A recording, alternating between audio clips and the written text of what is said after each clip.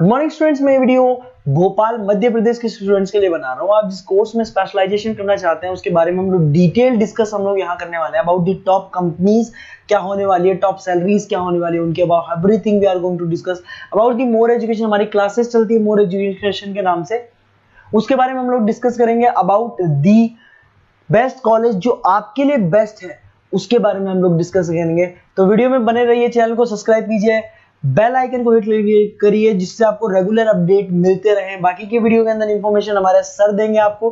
Thank you. ये video में ANM, GNM और बीएससी नर्सिंग के स्टूडेंट्स के लिए बना रहा हूं। अभी आप लोगों ने 12th क्लियर किया है, now you are planning for BSc nursing.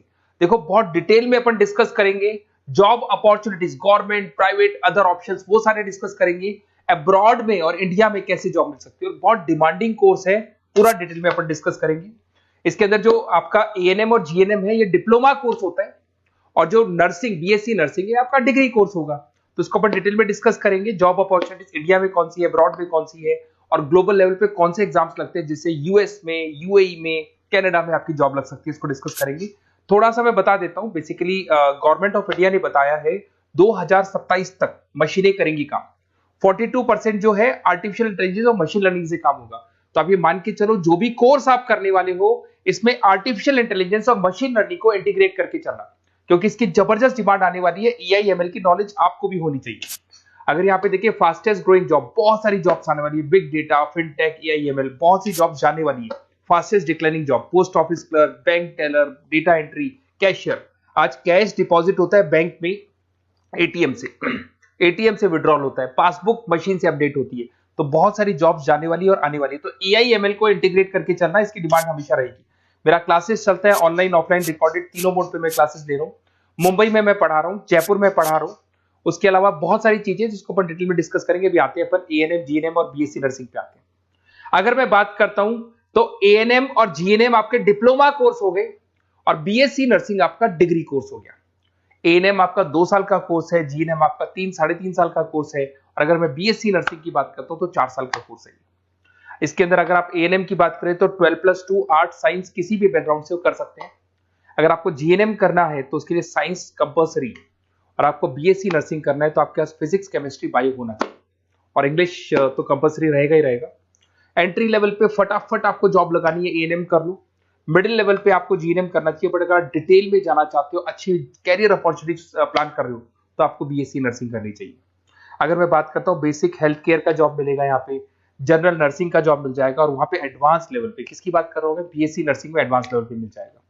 अगर आपने एएनएम कर रखा है और आगे कुछ करने की कोशिश करोगे तो आपको जीएनएम करना पड़ेगा फर्दर स्टडीज के लिए। अगर जीएनएम कर रखा है तो आपको बीएससी नर्सिंग करना पड़ेगा, और अगर बीएससी नर्सिंग कर रखा है तो फिर आप एमएससी कर सकते हैं। देखिए, आपको यहाँ पे जॉब रोल दिखाई देगा। बेसिकली हेल्थ केयर वर्कर, आशा वर्कर वाला काम करेंगे अगर आप एएनएम में है तो। जीएनएम के अंदर आपको स्टाफ नर्स, वार्ड नर्स वाला काम मिल जाएगा। बट अगर मैं बीएससी नर्सिंग की बात करता हूं तो आपको आईसीयू में एज अ नर्स वर्क कर सकते हो, ऑपरेशन थिएटर में ओटी के अंदर नर्स की तरह वर्क कर सकते हो।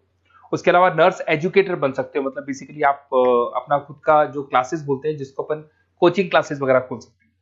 अगर मैं वर्क एरिया की बात करता हूं तो हेल्थ, यहाँ पे आपको आंगनवाड़ी वगैरह में जॉब मिलता है। अगर मैं यहाँ पे देखूं तो आपको हॉस्पिटल्स में जॉब मिलेगा, इधर आपको आईसीयू में जॉब मिल सकता है, टीचिंग जॉब मिल सकता है, गवर्नमेंट हॉस्पिटल में जॉब मिल सकती है, प्राइवेट हॉस्पिटल में। किसकी बात कर रहा हूँ, बीएससी नर्सिंग की बात कर रहा हूँ। अगर ग्रोथ की बात करें तो एएनएम के अंदर आपका लिमिटेड ग्रोथ होगा, मॉडरेट ग्रोथ की बात करें जीएनएम में होगा। और अगर हाई ग्रोथ चाहिए, आपको अच्छा पैकेज चाहिए, तो फिर आपको बीएससी नर्सिंग में जाना चाहिए। अगर यहाँ पे सैलरी पैकेज की बात करें, फ्रेशर से लेके गवर्नमेंट जॉब तक भी 30,000 तक जाओगे आप एएनएम के अंदर। जीएनएम के अंदर फ्रेशर से लेके गवर्नमेंट जॉब तक भी पहुंचते हो तो 12,000 से 40,000 तक पहुंचोगे।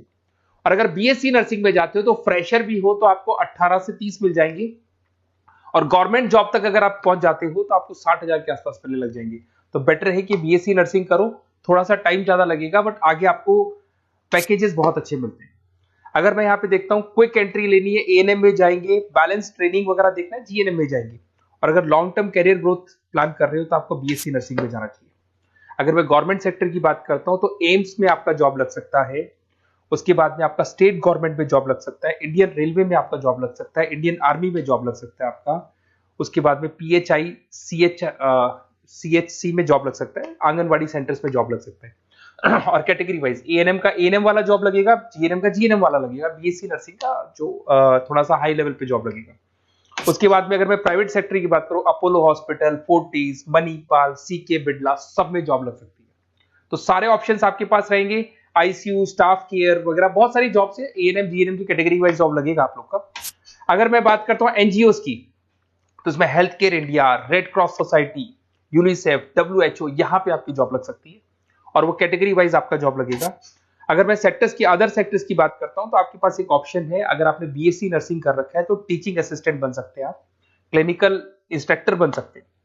होम केयर में अगर देखा जाए तो आपको होम केयर नर्स बन सकते हैं। टेली कम्युनिकेशन, आजकल ये टेली कंपनीज बहुत चल गई, जहां पे आप पेशेंट को, रिमोट एरिया में पेशेंट है, डॉक्टर नहीं है, तो आप उसको देखेंगे, सारे रिपोर्ट्स डॉक्टर को भेजेंगे, डॉक्टर्स को रिपोर्ट्स को स्टडी करके आपको सारा देगा, उसको अपन टेली मार्केटिंग भी बोलते हैं, टेली कंपनीज भी बोलते हैं।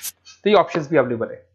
अगर देखा जाए तो बीएससी नर्सिंग करने के बाद में आपकी गवर्नमेंट जॉब लग सकती है। गवर्नमेंट जॉब के लिए अगर आपको यूएई जाना है, उसके लिए अलग एग्जाम होगा, यूके कनाडा के लिए अलग एग्जाम होगा, और अगर आपको दुबई जाना है तो दुबई का अलग एग्जाम होगा। उसको देखते हैं अपन। अगर मैं बात करता हूं नेशनल काउंसिल एग्जामिनेशन, ये जो एग्जाम है ये यूएसए के लिए है। इसके अंदर आपका बीएससी नर्सिंग होना चाहिए, टॉफिल का एग्जाम भी आपका क्लियर होना चाहिए, और एग्जाम फॉर्मेट में ऑप्शन बेस्ड क्वेश्चंस आते हैं, 75 से लेके 145 तक क्वेश्चन रहते हैं। और इसका जो कॉस्ट आता है, बेसिकली एग्जाम का जो पेपर का कॉस्ट आता है, $200 का कॉस्ट आएगा, और इसको क्लियर करने के बाद वो यूएसए और कनाडा में आपकी जॉब लग सकती है। अगर मैं बात करता हूँ दुबई के लिए, अगर आपको एग्जाम देना है तो DHA एग्जाम लगेगा आपका, दुबई हेल्थ अथॉरिटी करके एग्जाम लगता है। इसके अंदर आपका बीएससी नर्सिंग कंप्लीट होना चाहिए, 2 इयर्स का आपका एक्सपीरियंस होना चाहिए, एमसीक्यूज पेपर आएगा, और $170 का आपका कॉस्ट आता है इसको पेपर को देने का, और ये वैलिड होगा दुबई हॉस्पिटल्स में। तो दुबई अगर जाना है तो ये एग्जाम आपको देना चाहिए। अगर यूएई का प्लान कर रहे हो, आबू दुबई का प्लान कर रहे हो, तो आपको HAAD करके एग्जाम है ये देना होगा। वही आपका बीएससी नर्सिंग और 2 इयर्स का एक्सपीरियंस चाहिए, ऑप्शन बेस्ड पेपर आएगा, 170 से लेकर $200 तक का इसका कॉस्ट लगता है। देखिए, अगर आपको बेस्ट कॉलेज देखना है नर्सिंग से रिलेटेड, तो आप मेरे को इस नंबर पे व्हाट्सअप कर सकते हैं या कॉल कर सकते हैं, तो मैं आपसे पूरा डिटेल में डिस्कस करूंगा। अपना नेम, नंबर, सिटी सब कुछ डाल के छोड़ दो और अपन डिटेल में डिस्कस करते हैं, और अगर कोई भी कॉलेज से रिलेटेड डाउट है तो मैं आपसे डिस्कस करूंगा। Okay, best of luck.